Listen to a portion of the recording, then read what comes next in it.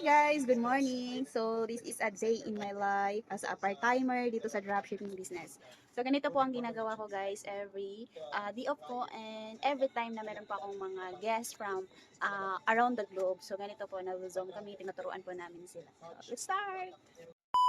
So now guys, I'm here in my little garden. So, since tapos na po tayo sa ating Zoom meeting, ayan, magluluto tayo ng gulay. So, ito po ay ah, palya, dahon ng palya. So, lagyan po natin siya ng sardinas. Kasi this is one of my favorite gulay, yung dahon ng palya. So, ayan.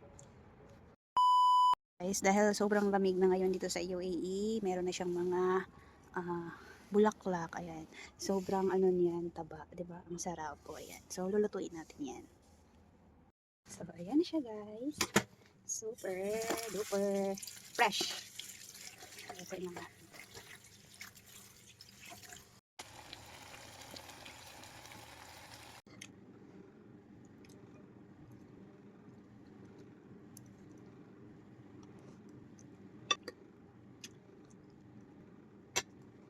So, time check guys, it's 4 o'clock in the afternoon. So, let's prepare para magpunta na tayo sa office.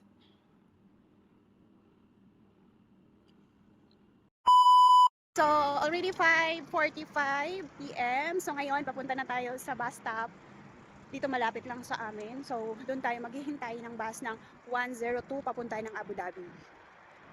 Ayan, sige, let's go!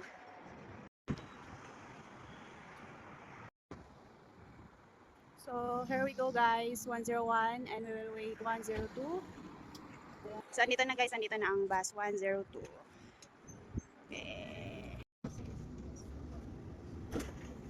So, time check, 6:30 in the evening, nakarating na tayo dito sa office. Ayan. So, guys, marami tayong mga product natin. At ngayon, kumukuha ko tayo ng mga liners kasi meron pong nag-order sa atin. Okay?